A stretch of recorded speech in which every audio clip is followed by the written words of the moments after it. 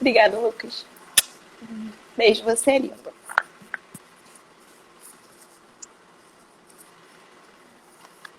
Oi, Vitória. Bem-vinda de novo. E Olá, você tá me vendo?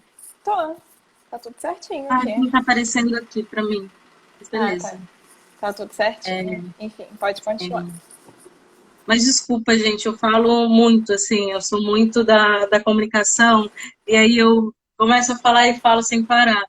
É, mas então, o que eu estava falando que além da gente, da comunicação trazer essas pautas e demandas diariamente, existe essa necessidade de inclusão e diversidade dos próprios veículos de comunicação, que eu acho que é super importante para a gente trabalhar essa informação mais qualificada e tentar combater toda essa desinformação que existe hoje em dia, né? Porque, como você falou da questão da ideologia de gênero, essas coisas não surgiram do nada. Na, na Gênero e Número, inclusive, a gente fez ano passado um especial só explicando de onde surgiu a ideologia de gênero e quem são os principais atores em continuar com essa ideia de que a ideologia de gênero é uma coisa que existe e que é negativa, né? Isso é super importante, é essencial que a comunicação faça, sabe? Porque a gente precisa entender quem são as pessoas que estão pautando isso, quem são as pessoas que estão trabalhando com essa desinformação.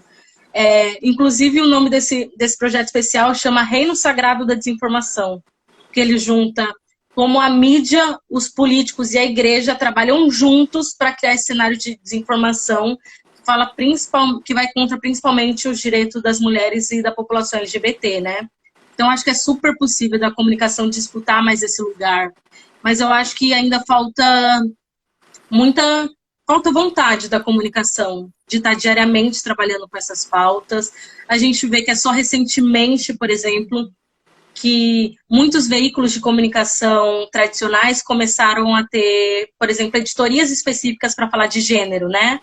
Por exemplo, o Globo, hoje em dia tem a Celina, o Estadão também tem acho que é a Capitu, porque eu acho que chegou num ponto em que os veículos de comunicação tradicionais começaram a perceber que eles estavam perdendo um terreno ali para a mídia independente por não estarem falando desses temas, sabe? E eles tiveram que correr um pouco atrás dessa demanda nos últimos anos, mas ainda é um cenário muito restrito, sabe? A gente ainda tá, é isso, a gente parou nessa discussão, ainda parece que, vamos pautar a questão de gênero na mídia tradicional. Mas enquanto isso, a gente tem a população indígena, a população negra, a população LGBT, que parece que ainda está esquecida por esses veículos de comunicação. Sim. E agora, a última pergunta que eu vou dar uma compactada. Eu queria saber um pouco a sua opinião sobre a abordagem da imprensa na hora de lidar com essas questões sociais e, mais recentemente, com os casos dos assassinatos do George Floyd e do João Pedro, e saber quais são as suas expectativas para o futuro. Como você tem se sentido em relação ao que pode acontecer e sempre relacionando com a comunicação e com o jornalismo. Uhum. Eu acho que esse cenário que a gente está vivendo atualmente é um cenário muito interessante da gente pensar como que a comunicação se coloca nesse momento, né? Que o debate racial está tão aflorado. Acho que principalmente porque a gente tem um nível comparativo aí do que está acontecendo nos Estados Unidos e do que está acontecendo no Brasil, né? São processos similares, mas se a gente for parar para ver que a comunicação brasileira dá nomes diferentes. E isso que eu acho muito louco, assim, né? Para todo mundo é muito claro que o que acontece nos Estados Unidos são protestos e manifestações antirracismo, antiviolência policial, antigenocídio da população negra. Mas eu sinto que nesse momento os veículos de comunicação brasileiros ainda têm muita dificuldade de falar sobre isso no contexto nacional, sabe?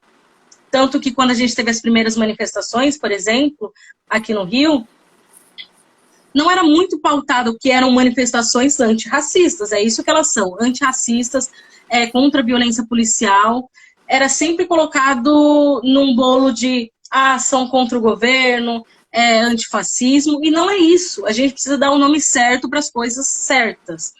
Antifascismo e antirracismo são coisas que dialogam, mas que são coisas diferentes. O que a população carioca estava indo às ruas, era contra o racismo, né? Que é um racismo que já existe há muito tempo e que não a violência policial contra a população negra não começou nesse governo. Ela está presente em muitos dos governos anteriores, sabe? Então eu acho que faltou muito da mídia dar o nome certo para as coisas nesse sentido, sabe? E o que eu acho que ficou claro também nesse momento é que a gente até na semana passada acabou tendo um momento histórico, né? Lá na Globo News, com um programa em pauta, que teve 6 jornalistas negros, né? Pautando o racismo, 5 mulheres e um homem, que foi um momento, olha que loucura, em 2020 aquilo foi um momento histórico para a televisão brasileira, porque eram 6 jornalistas falando sobre racismo. Tipo, para mim isso é surreal, sabe? Porque o que estava acontecendo antes desse momento é que os comentaristas e os jornalistas que estavam falando sobre as manifestações, por exemplo, eram todas pessoas brancas, porque é isso que a comunicação brasileira entende? Então eu acho que teve esses 2 momentos interessantes. Um dessa clara ausência de jornalistas negros na comunicação, e que aí a mídia brasileira foi cobrada, muito cobrada nesse momento, e por isso ela teve que fazer um programa como esse que foi feito semana passada do Em Pauta, e também uma dificuldade da comunicação em dar esses nomes certos para o que está acontecendo, sabe? Acho que o jornalista fica com muito medo de falar certas coisas, sabe? Mas é isso que está acontecendo, sabe? É antirracismo, é contra a violência policial, não tem problema a gente dar esses nomes, porque é isso que as coisas são, né? Então eu acho que nesse momento teve esses 2 movimentos que eu acho interessantes. Eu espero que nesse sentido da ausência de jornalistas e de comunicadores negros, o que a mídia está fazendo agora não seja simplesmente uma coisa para tapar o buraco. Que a mídia repense realmente e profundamente isso e que entenda que não dá mais para fazer, não dá mais e nunca deu para fazer uma comunicação plena sem jornalistas negros, sem comunicadores negros, sabe? Porque eu não quero mais, eu não quero mais contar nos dedos a quantidade de jornalistas negros em cada veículo. Isso a gente consegue fazer. A gente consegue abrir os colunistas do Globo, por exemplo, e contar nos dedos quantos jornalistas são. Por muito tempo a gente teve 2 mulheres negras, a Flávia Oliveira e a Ana Paula Lisboa, que eram as únicas comentaristas negras, sabe? Isso é surreal. Até ano passado a gente teve uma disputa, ano passado não, acho que foi em 2018, uma crítica muito séria, por exemplo, à revista Piauí, que foi colocar um time de colunistas para falar sobre política e todos eles eram brancos.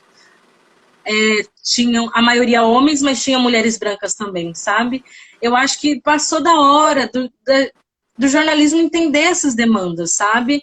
E que a população negra, LGBT ou qualquer que for a minoria, não precise toda hora ficar falando, cobrando das mídias para que elas entendam coisas tão simples como essa, sabe? Então, eu espero que isso seja um pouco do que a gente traga de positivo desse momento que a gente está vivendo, olhando especificamente para a comunicação, sabe?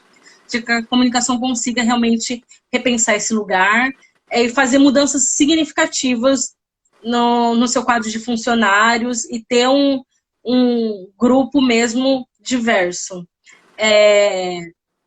Ainda assim, a gente vive, fora do ambiente da comunicação, a gente vive um momento brasileiro muito difícil, né?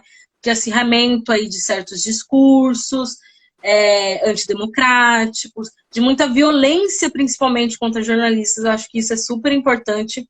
Hoje, um pouco antes da gente entrar nessa live, a gente teve, né, um caso de um cara que entrou numa emissora armado, né? E fez uma jornalista de refém. Isso é muito sério. Isso é muito sério. Não há como existir uma democracia em que os jornalistas e os comunicadores não consigam trabalhar plenamente. E o Brasil é um dos países que mais mata ativistas de direitos humanos e comunicadores. Então, isso não é uma besteira, não é uma coisa que começou ontem, mas é uma coisa que vem se acirrando nos últimos tempos, e eu acho que isso a gente precisa prestar muita atenção. Principalmente vocês, que são a próxima geração de jornalistas, né, que vem aí pela frente. Porque eu acho que nesse momento que a gente vive, a gente ainda não tem muita clareza do que vai ser esse futuro, sabe? De como vai ser daqui 2 anos para a comunicação. Será que vai ser um ambiente ainda mais difícil de trabalhar do que está sendo hoje? Com todas essas dificuldades de violência, de censura. Então, eu acho que o cenário nesse momento é muito desanimador, devido a tudo isso que está acontecendo. Mas, independente do que está acontecendo no momento, o jornalismo e a comunicação continuam, né? Então, é o nosso papel continuar firmes no nosso lugar, dialogando e informando a população do que está acontecendo, assim. E eu espero que esse acirramento desse discurso e dessa violência antidemocrática, ele não piore, né? Que é essencial que a gente consiga consiga trabalhar plenamente, assim. Eu não consigo ver uma democracia, uma nação sem a comunicação. Comunicação é um direito humano, comunicação é um pilar essencial para a democracia, e eu espero que isso não se perca, assim. Eu espero que a sua geração consiga ter um cenário muito mais favorável do que o que a gente está vivendo hoje. Sim. Muito obrigada, de verdade.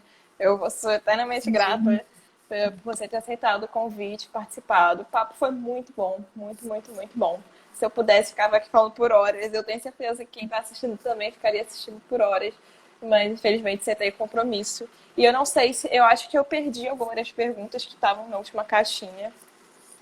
Então... Mas se quiser, pode fazer, não tem problema não. Meu horário não é um problema. Então, se alguém quiser fazer alguma pergunta, pode lançar no chat mesmo. Não precisa ser na caixinha, não, que eu faço agora. E tá todo mundo elogiando, como que foi ótimo, agregou muito. E mérito da Vitória, ela é maravilhosa. Ah, e uma pergunta minha mesmo, já que a gente fica atualmente... Muita gente branca perguntou como pode fazer para ajudar no movimento antirracista. E uma das principais respostas é: consuma o trabalho de pessoas pretas. Então, eu queria agora algumas sugestões de revistas, materiais ligados ao jornalismo que sejam produzidos por pessoas pretas. Eu acho isso super importante. Consumir, visibilizar o trabalho de pessoas pretas. Quando for possível, como que fala? Remunerar essas pessoas, porque uma coisa que está acontecendo muito nesse momento, né, que a gente está falando sobre vidas negras importam, é essa busca por esses temas, mas a gente tem que entender que as pessoas, essas pessoas que a gente tem como referência, essas pessoas que a gente busca tirar nossas dúvidas, são pessoas que estudaram, que investiram na educação, que tiveram todo esse trabalho para isso, né? E eu acho que a gente precisa entender que a intelectualidade, o nosso trabalho, não é uma coisa banal, sabe? Porque eu acho que as pessoas banalizam muito, principalmente quando a gente é muito focado em falar sobre questões raciais. Isso é trabalho, isso é investimento, isso é nossa intelectualidade. Então, isso é super importante. Como eu falei, eu recomendo muito o trabalho da Alma Preta. A Alma Preta é um veículo de comunicação super importante que foi fundado no interior de São Paulo e que dialoga especificamente com as demandas da população negra brasileira. Eu recomendo também a Ponte, que é um veículo que fala muito sobre a questão da população negra e também sobre a questão da segurança pública, que está muito ligado, né, aos corpos negros nesse país. Deixa eu ver o que mais. Como eu falei, e até citaram aí a live da Preta Rara que viram ontem. Recomendo muito, está acontecendo uma série de debates na FLUP, que é o Festival Literário das Periferias, que esse ano está focado em discutir a autora Carolina Maria de Jesus e que a cada terça-feira está trazendo, às 7 horas, está trazendo lives tratando de diversos temas importantes, muito pautados por pessoas negras, principalmente mulheres negras. Então, acho que é super importante todo mundo acompanhar também. E na Capitolina e na Gênero e Número, a gente fala muito, a base desses dois veículos são em tratar especificamente dessas coisas também, né? De gênero, raça e sexualidade. Na Capitolina, a maior parte da equipe é composta por pessoas negras, na Gênero e Número também, tem um grande número de pessoas negras, e a gente fala muito sobre, não só sobre a questão de gênero, mas de raça. Então é isso, e eu recomendo muito, enfim, e a gente, lembrando que a gente está no mês do orgulho LGBT, então recomendo muito que nesse mês, para que acompanhem pessoas LGBTs, principalmente pessoas LGBTs negras, né, que estão aí pautando suas demandas, suas vivências, que eu acho que também é super importante. E é isso, de indicações. Agora sim, a última pergunta. Se você pudesse escolher um momento marcante na sua trajetória, qual seria?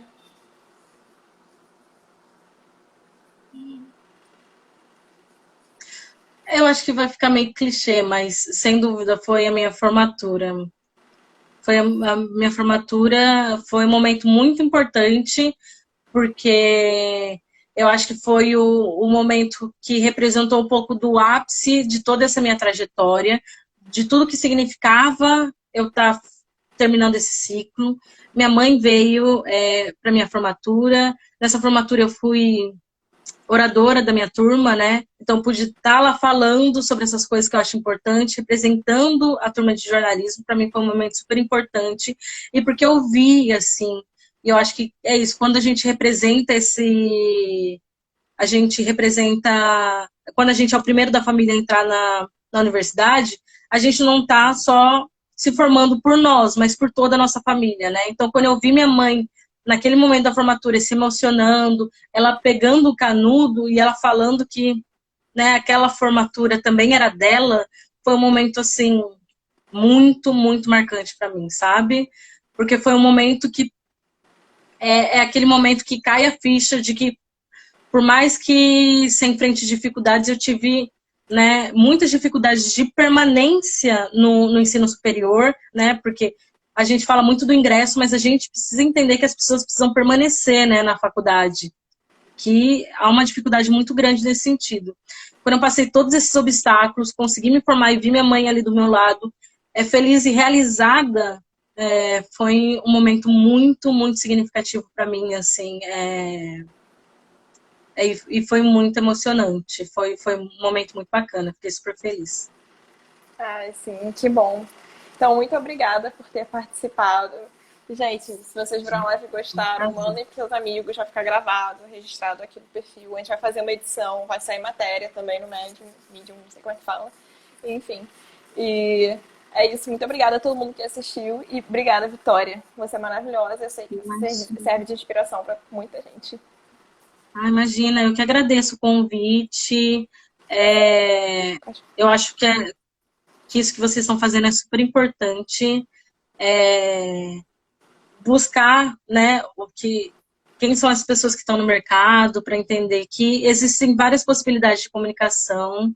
Você arrasou na entrevista, pode ficar tranquila, foi muito bem. E eu fiquei muito feliz de poder ter falado sobre um pouco sobre minha trajetória e sobre essas coisas que eu acho importante de tratar na comunicação. E eu espero que daqui para frente, esse seja só o começo, né, gente? A partir dessa conversa, vamos buscar essas referências, vamos buscar construir uma comunicação diferente e pautar nossas demandas, que eu acho que é super importante. Obrigada. E é isso, gente. Um beijo a todo mundo. Beijo, gente. Tchau.